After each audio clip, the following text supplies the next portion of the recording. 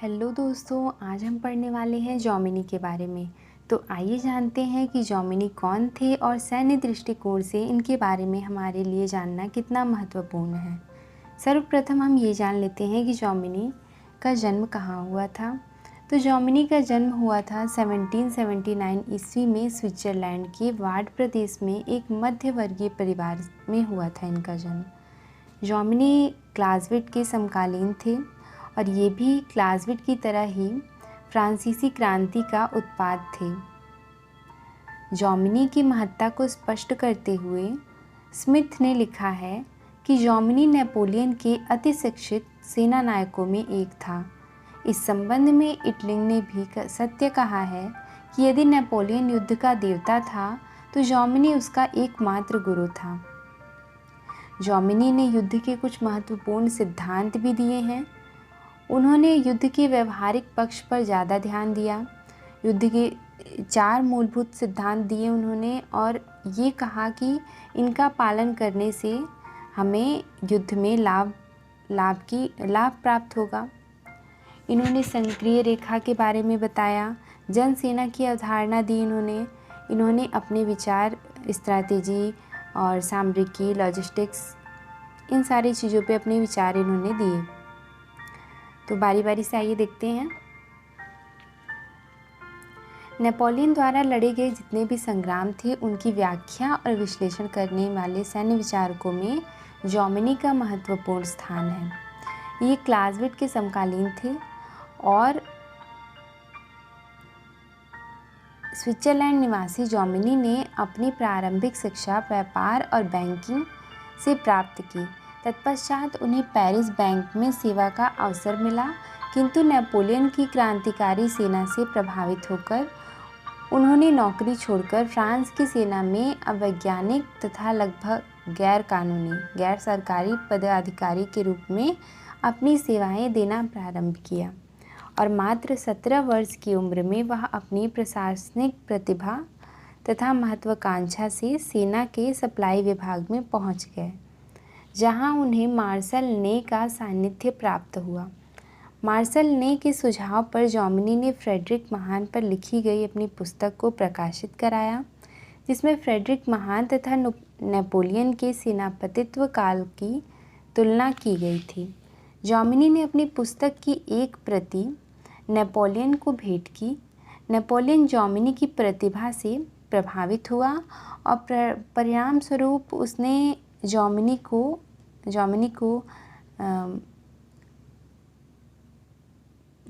Napoleon की निकटता प्राप्त हुई थी। इसके परिणाम स्वरूप नेपोलियन के संरक्षण में वह पदोन्नति करता हुआ ब्रिगेडियर जनरल के पद तक पहुंच गया। उसने नेपोलियन के साथ अनेक युद्धों में भाग लिया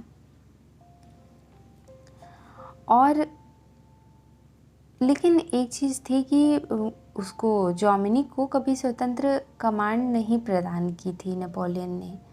पदोन्नति न मिलने के कारण 1813 में जॉमिनी ने रूस के शासक अलेक्जेंडर को अपनी सेवाएं अर्पित की, जहां उसे जनरल का पद दिया गया।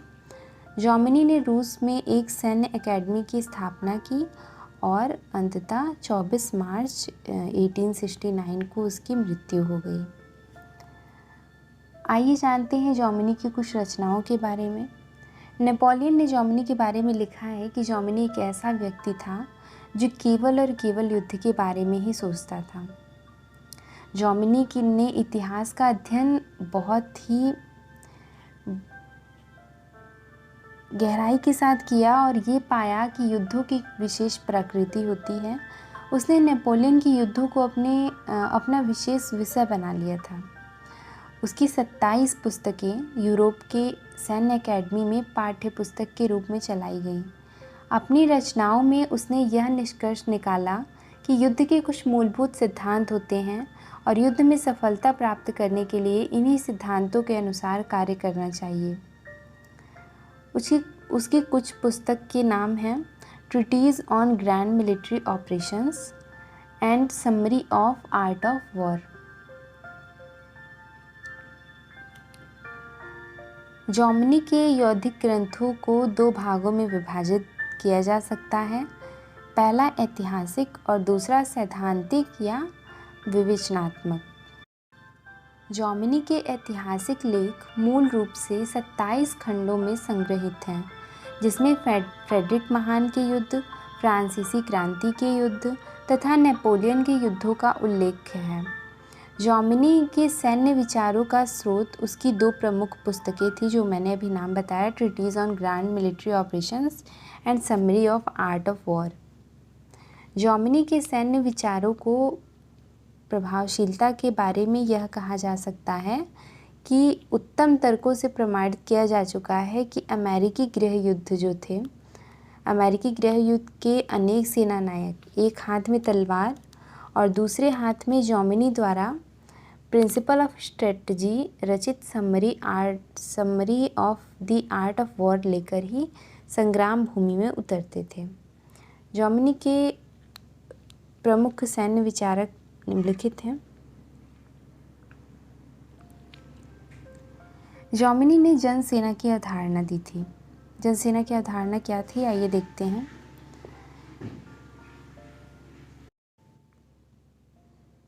सैन्य विचारों के इतिहास में जॉमिनी का महत्वपूर्ण स्थान है। उसने जनसेना की अवधारणा का प्रतिपादन किया। जॉमिनी भी क्लाज़विट की तरह फ्रांसीसी क्रांति से प्रभावित था।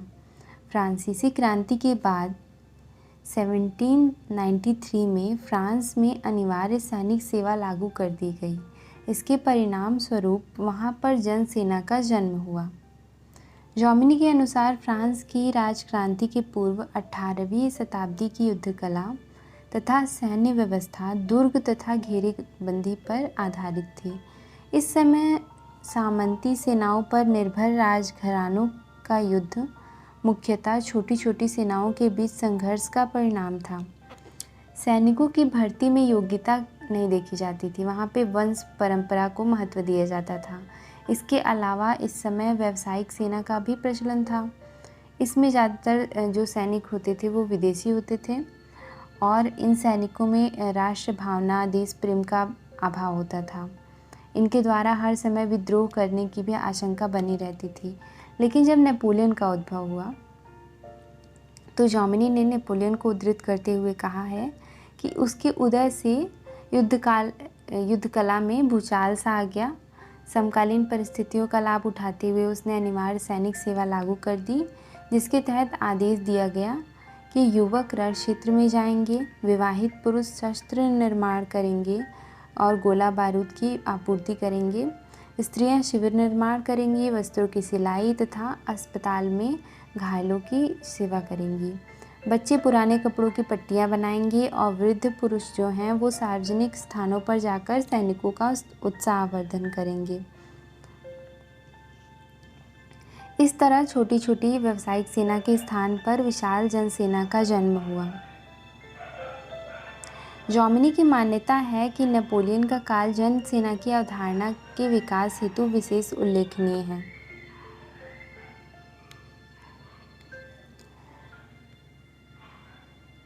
जॉमिनी की जनसेना की अवधारणा मुख्यतः नेपोलियन के काल की परिस्थितियों से प्रभावित थी। नेपोलियन एक महत्वाकांक्षी योद्धा था। वह पूरे यूरोप पर अपना आधिपत्य स्थापित करना चाहता था। इसके लिए उसे एक विशाल जनसेना की आवश्यकता थी। अतः उसने सभी नागरिकों का सेना में भर्ती होना अनिवार्य बना दिया था। जॉमिनी इन्हीं परिस्थितियों से प्रभावित होकर जनसेना की अवधारणा को प्रस्तुत करता है। फ्रांसीसी सेनानायक नेपोलियन यह अच्छी तरह जानता था कि जनसेना सैनिक कुशलता की दृष्टि से भले ही पूर्णतः उपयुक्त नहीं मानी जा सकती, किंतु उसे यह पूर्ण विश्वास था कि फ्रांस में तत्कालीन आधार पर गठित जो जनसेना थी उसमें क्रांतिकारी उत्साह से वो ओतप्रोत थी। इस समय जनसेना का उत्साह इतना ज़्यादा था, मनोबल उसका इतना बेजोड़ था कि इस तरह की सेना से असंभव कार्य भी सरलता से कराए जा सकते थे। जनसेना का प्रतिरक्षात्मक युद्ध की तुलना में आक्रामक युद्ध में सफलतापूर्वक प्रयोग किया जा सकता था। सामरिक चालों को चलने की योग्यता में काफ़ी परिवर्तन हो गए। कमांडरों की स्वाधीनता का अंत हो गया था इसकी वजह से, और राष्ट्रीय आधार पर गठित जनसेना के उद्भव के बाद सीमित युद्धों की महत्ता कम हो गई थी। इसके स्थान पर व्यापक हिंसात्मक युद्ध का उदय हुआ। ऐसे युद्धों में राष्ट्र की संपूर्ण जनता राष्ट्रीय भावनाओं से ओतप्रोत होकर राष्ट्रीय सुरक्षा और अखंडता की रक्षा के लिए युद्ध में भाग लेती थी। इस तरह के युद्धों में एक सैनिक का महत्व धूल के एक कण के समान होता था। संपूर्ण युद्ध में अति हिंसा के कारण व्यक्ति के जीवन का कोई मूल्य नहीं था। इस समय सशस्त्र राष्ट्र के सिद्धांत का उदय हुआ। युद्ध की इन परिस्थितियों से जनसेना की महत्ता को और बढ़ा दिया गया था। उपयुक्त विश्लेषण के आधार पर हम कह सकते हैं कि जनसेना की अवधारणा का सर्वप्रथम उदय फ्रांस में हुआ था।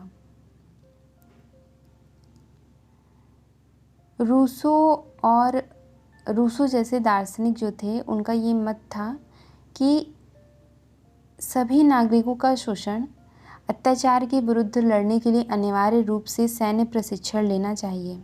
इन सभी को सैन्य प्रशिक्षण लेना चाहिए। फ्रांसीसी क्रांति के समय तत्कालीन रक्षा मंत्री ने भी जनसेना की वकालत की थी।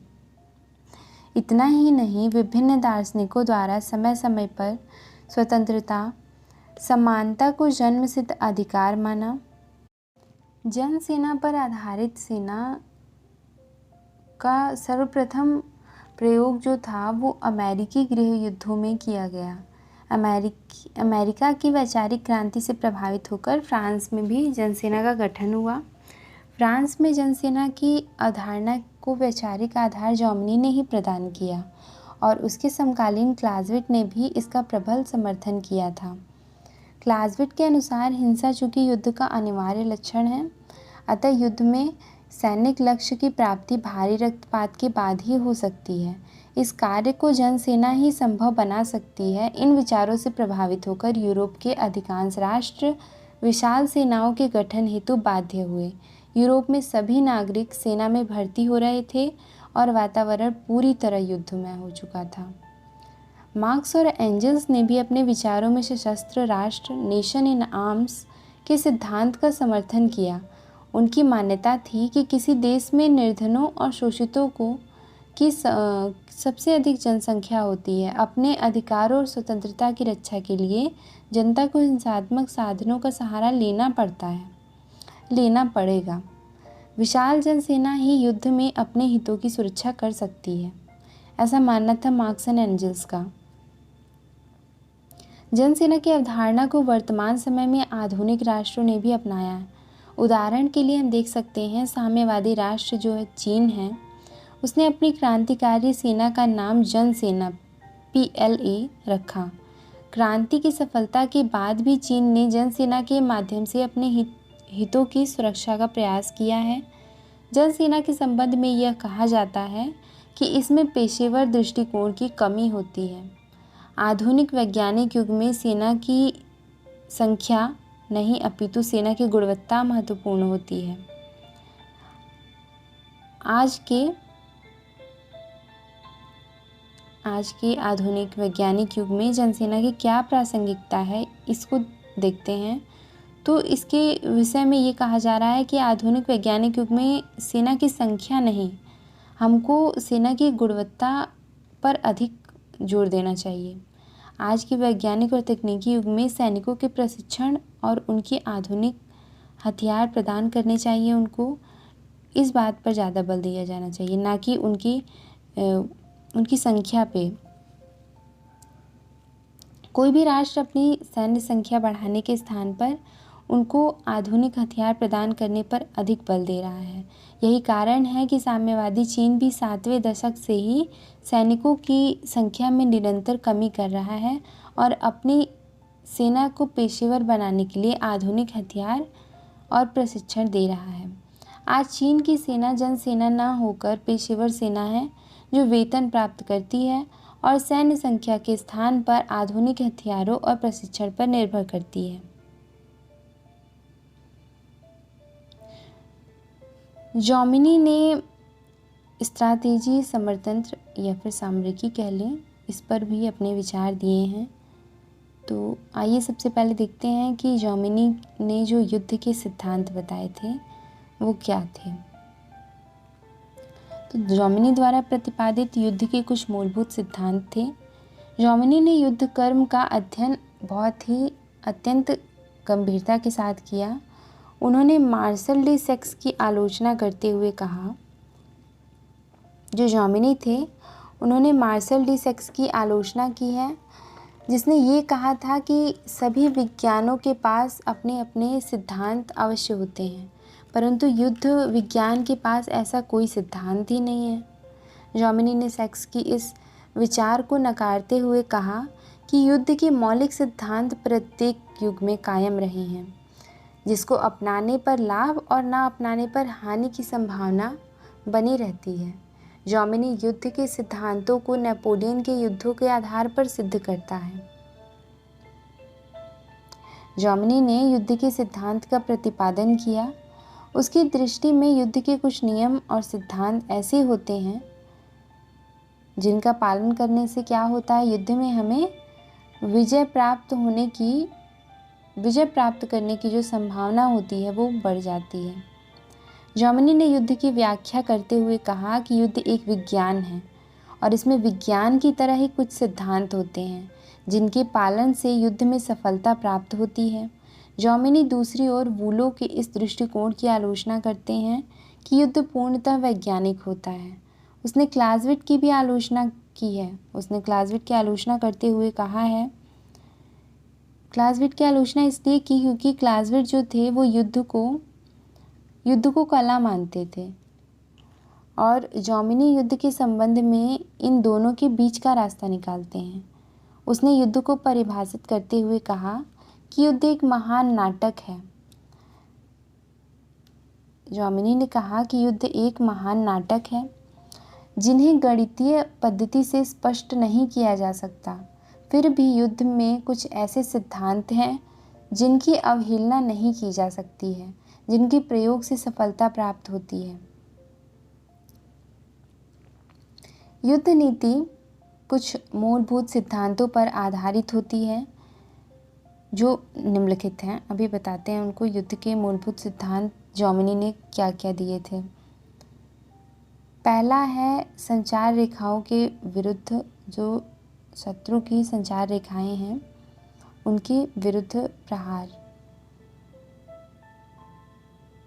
तो स्ट्रैटेजी चालों के द्वारा हम अपनी सेना की हमारी सेना का जो बड़ा भाग है वो शत्रु के विरुद्ध युद्ध क्षेत्र में निर्णायक स्थान पर ले जाएं, उसकी संचार रेखाओं के विरुद्ध प्रहार करें और शत्रु को कमज़ोर करना चाहिए, ऐसा जॉमिनी का कहना है। और जो शत्रु है वो हमारे इन संचार रेखाओं पे जो ये बिंदु ऊपर बताए गए हैं इन पे हमला ना करे, इस बात से भी हमें बचना चाहिए। दूसरा है युद्ध क्षेत्र में सामरिक चालों का महत्व अधिक होता है, ऐसा जॉमिनी का कहना है। और जॉमिनी कहते हैं कि हमें अपनी सेना का केंद्रीकरण करना चाहिए और फिर शत्रु के प्रमुख बिंदुओं पर प्रहार करना चाहिए। केंद्रीकरण के द्वारा जो शत्रु हैं उनके निर्णायक बिंदुओं पर प्रहार करके उनको पराजित करके युद्ध को अपने पक्ष में किया जा सकता है। तीसरा पॉइंट है, जॉमिनी ने युद्ध में पहल को, स्ट्रैटेजिक पहल जो है उसको महत्वपूर्ण माना है। ये जॉमिनी जो है ये कहते हैं कि रक्षा करने के स्थान पर हम अगर आक्रामक कार्यवाही को अपनाएं तो वो ज़्यादा अच्छा है। ये आक्रामक कार्यवाही को श्रेष्ठ मानते हैं। इनके अनुसार जो आक्रामक कार्यवाही होती है वो एक ऐसी कार्यवाही है जो युद्ध क्षेत्र में विजय को संभव बना सकती है। चौथा पॉइंट है, जॉमिनी जो है वो युद्ध के प्रमुख सिद्धांत के रूप में आश्चर्य को विशेष महत्व देते हैं। शत्रु पर एकाएक आक्रमण करना चाहिए और उसे आश्चर्यचकित किया जा सकता है ऐसा करके। तो युद्ध में शत्रु के ऊपर ऐसे स्थान और समय पर आक्रमण करना चाहिए जिसकी कल्पना शत्रु ने की ही ना हो। इस सिद्धांत के प्रयोग से विजय प्राप्त की जा सकती है।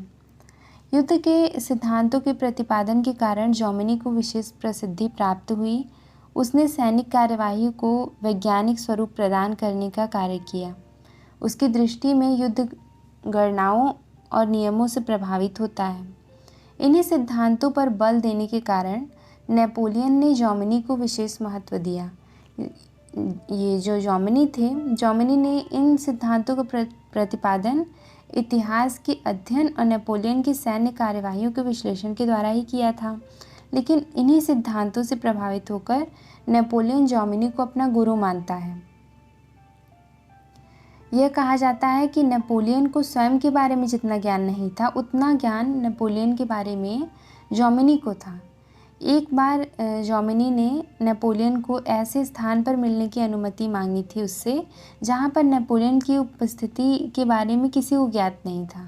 नेपोलियन जब इस बात पर स्पष्टीकरण मांगता है जॉमिनी से, तो जॉमिनी उत्तर देता है कि यदि पूरे यूरोप का मानचित्र मेरे सामने हो तो मैं गणना करके बता सकता हूँ कि इस समय नेपोलियन कहाँ हो सकता है। संक्षेप में अगर हम कहें तो जॉमिनी ने यह विचार प्रस्तुत किया कि युद्ध नियमों और सिद्धांतों से संचालित होता है। इन सिद्धांतों एवं आंकड़ों से युद्ध के बारे में भविष्यवाणी की जा सकती है। इसके अतिरिक्त जॉमिनी का यह भी कथन था कि सामान्य रूप से युद्ध क्षेत्र के अंदर घटने वाली प्रत्येक घटना का संबंध स्ट्रैटेजी से होता है। जॉमिनी केवल युद्ध के सिद्धांतों स्ट्रैटेजी पर भी उन्होंने अपना विचार व्यक्त नहीं किया, वरन नेपोलियन के युद्ध का अध्ययन करके समरतंत्र के नियमों का भी विश्लेषण किया है उन्होंने। जॉमिनी के अनुसार युद्ध क्षेत्र में सेना की पैंतरेबाजी, आक्रमण तथा सैन्य संरचनाओं को समरतंत्र कहा जा सकता है।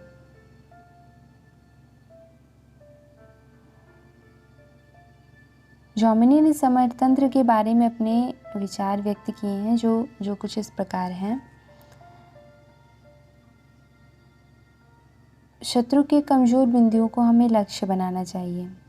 पहला पॉइंट है, शत्रु के जो कमज़ोर बिंदु हैं उन्हों को अपना लक्ष्य बनाना चाहिए हमें। दूसरा पॉइंट है कि आक्रामक स्थिति ग्रहण करनी चाहिए हमको आक्रामक रणनीति अपनानी चाहिए, न कि सुरक्षात्मक। जॉमिनी जो थे वो आक्रामक रणनीति को सर्वश्रेष्ठ मानते थे और जो सुरक्षात्मक रणनीति थी उसको निष्कृष्ट मानते थे। उनका मानना था कि आक्रामणात्मक रणनीति ही अपनाकर हम विजय प्राप्त कर सकते हैं युद्ध में। तीसरा है संचार रेखाओं पर शीघ्र नियंत्रण। शत्रु के जो संचार मार्ग हैं, आपूर्ति केंद्र हैं, उस पर आक्रमण करके और अतिशीघ्र उन पे हमें अपना नियंत्रण कर लेना है। चौथा पॉइंट है, अपनी सेना को इस प्रकार फैलाना चाहिए कि उसमें समायोजन बना रहे और एक टुकड़ी दूसरी टुकड़ी की सहायता के लिए उपलब्ध रहे। पांचवा पॉइंट है गतिशीलता। सेना में गतिशीलता बनाए रखना भी बहुत ज़रूरी है, जिससे कि सेनाओं का जो केंद्रीकरण है वो किया जा सके। जॉमिनी ने युद्ध में सेना की अतिरक्षात्मक स्थिति की आलोचना करते हुए ये विचार व्यक्त किया है कि युद्ध के समय सुरक्षात्मक स्थिति में बैठकर शत्रु के आक्रमण की प्रतीक्षा करना एक निकृष्ट स्थिति होती है, क्योंकि अपनी सेना को खाई मोर्चों में छिपाना दोषपूर्ण नीति है। इसकी जगह हमें, जॉमिनी कहते हैं कि इसकी जगह हमें आक्रामक कार्यवाही का समर्थन करते हुए कहते हैं कि हमें आक्रामक कार्यवाही अपनानी चाहिए। आक्रमण के समय शत्रु को उसकी पंक्ति के कुछ बिंदुओं को उखाड़ फेंकना चाहिए।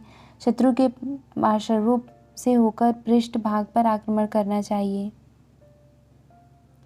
जॉमिनी के अनुसार युद्ध के समय सभी समरतांत्रिक कार्यवाहियाँ एक निश्चित संचालन क्षेत्र में घटित होती हैं। जॉमिनी ने युद्ध के संचालन क्षेत्र को 4 भागों में विभक्त किया है, जिसमें 2 भाग पर अगर शत्रु सेना का अधिकार होता है और 2 पे हमारी सेना का।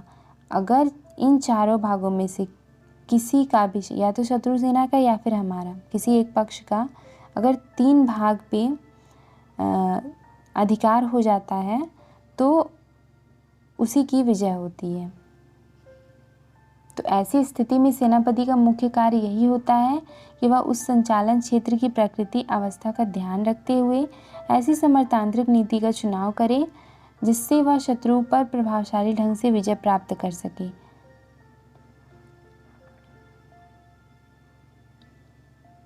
जॉमिनी युद्ध में हिंसा पर अधिक बल नहीं देता है।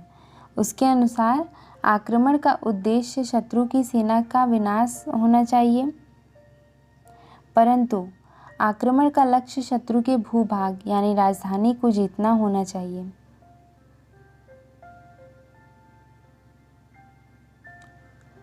जॉमिनी ने अपनी पुस्तक ट्रेड के 7वें अध्ययन में युद्ध में समरतंत्र की सफलता के लिए संचार रेखाओं का वर्णन किया है।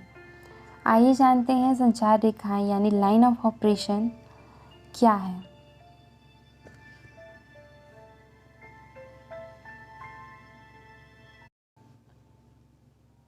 शत्रु के क्षेत्र पर अधिकार करने हेतु सेना नायक को अपनी सेना को विभिन्न मार्गों द्वारा संचालित करना पड़ता है। संचालन क्षेत्र के वे मार्ग जहाँ से युद्ध लड़ा जाता है, एक बार पुनः दोहराती हूँ मैं, संचालन क्षेत्र के वो मार्ग जहाँ से युद्ध लड़ा जाता है वो संक्रिया रेखा यानी लाइन ऑफ ऑपरेशन कहलाती हैं। जॉमिनी के अनुसार संक्रिया रेखाएं निम्न प्रकार की होती हैं। बहुत सारे प्रकार दिए उन्होंने संक्रिया रेखाओं के, हम उनमें से कुछ ही को यहाँ पे देखते हैं। पहला सामान्य संक्रिया रेखा, इसमें क्या होता है कि आमने सामने जो दोनों पक्ष होते हैं आमने सामने होते हैं और इसमें कोई स्ट्रेटजी नहीं होती है युद्ध की। दूसरा है दोहरी संक्रिया रेखा, इसमें क्या होता है कि एकल कमांड होता है। इस प्रकार कहा जा सकता है कि जॉमिनी की महत्ता सैन्य विचारों के क्षेत्र में एक अलग ही स्थान पर है।